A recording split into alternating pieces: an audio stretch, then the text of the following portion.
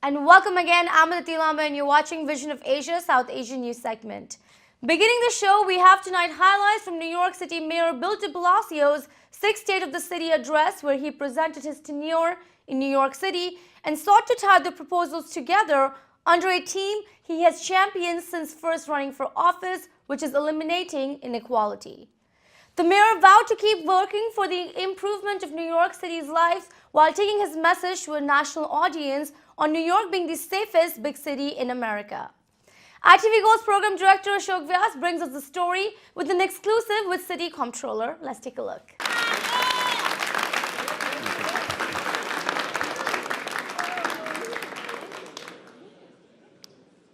Almighty and eternal God, Thou who controllest the destiny of all peoples and in whose hand lies the fate of all nations. Theodore Roosevelt once said, "It's fine to be alive when great things are happening." Indeed, it's fine to be alive when great things are happening here in New York City under the wise, determined, and creative leadership of Mayor Bill de Blasio.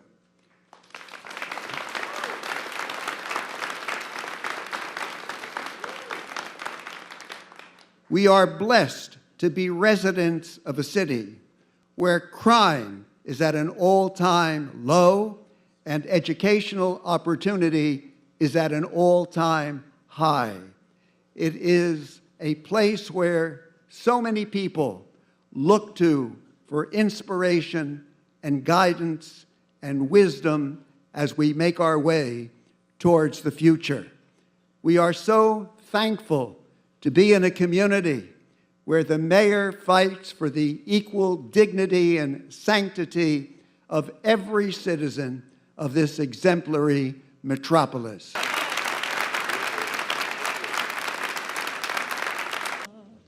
Land that I love, stand beside her and guide her through the night with the light from above, from the mountains to the prairies, to the oceans, white with foam. God bless America, my home, sweet home. God bless America, my home, sweet home.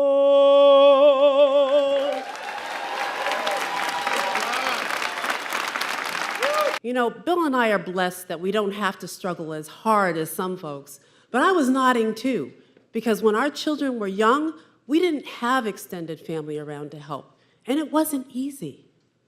When my mother was diagnosed with cancer and Bill's mother was wheelchair-bound with heart disease at the same time, we needed to move them close by and give them extra care. Society has changed drastically over the last 50 years. People are working harder and working longer hours. Most women are working outside the home, and there are more single-parent households. That's why we created Thrive NYC, to help more people. I believe we can look back at what we've accomplished together over the past year, and we can feel a lot of pride. Let me begin at the beginning. Once again, we're the safest big city in America.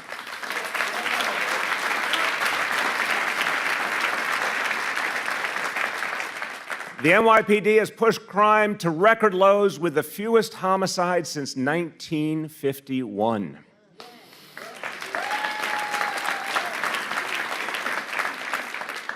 Neighborhood policing is now the reality in this city, and it works.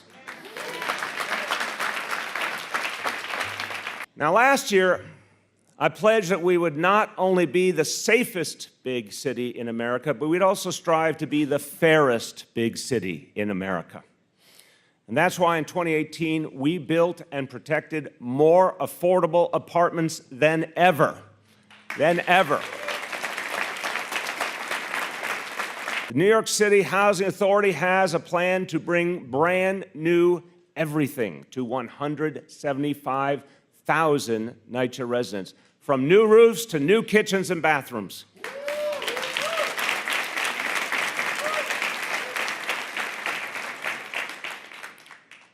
We still grapple with too many people in this town who need our help because they're homeless, but proud to say that we moved more than 2,000 homeless New Yorkers off the streets and in to a permanent situation where they can be taken care of and they can get the help they need.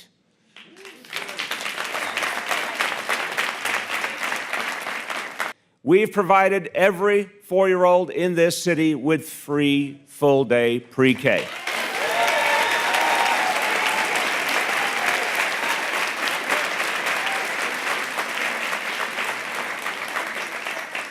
And now we've provided a record number of children across the city with 3K.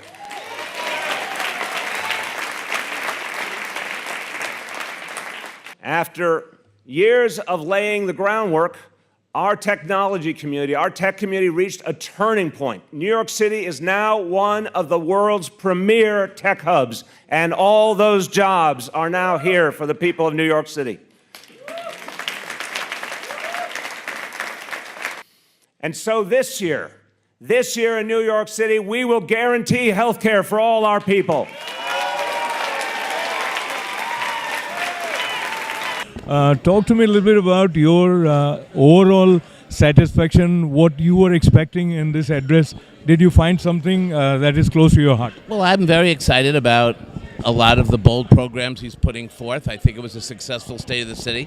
But the truth, it's all about the details. And also, we have to have a real discussion about what wasn't discussed, which is record homelessness, the crisis in NYCHA, the fact that people are finding this to be an unaffordable city. We need to have a different kind of housing plan to meet the challenges of homelessness. So there was a lot that I applauded, but there's a lot that I'm concerned about.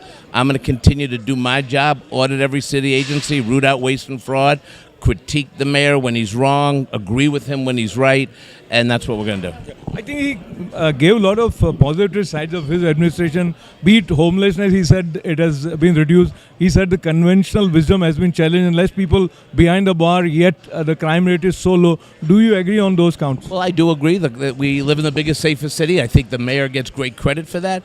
The economy has been strong. Mayors get credit for that. I want to tackle the toughest problems in the city. We cannot call ourselves a progressive city until we get people out of homeless shelters. We have got to build housing for the 580,000 people who are housing challenged. So there's a lot more to do. Obviously, I support a lot of his programs, but we have to, this is a moment in our history where we have to think big and do big things. How, as someone from minority, made you feel overall the issues that were discussed? I feel very proud to be part of this great New York City. It's a world famous city, and I've been living here all my life, and very proud of being here, even today at this moment, at this event. Also, I think New York City government is doing a lot of work to maintain this diverse population that we have. They're doing amazing work. I mean, you heard everything, all the things they're doing. Very satisfied with this, the way they're handling.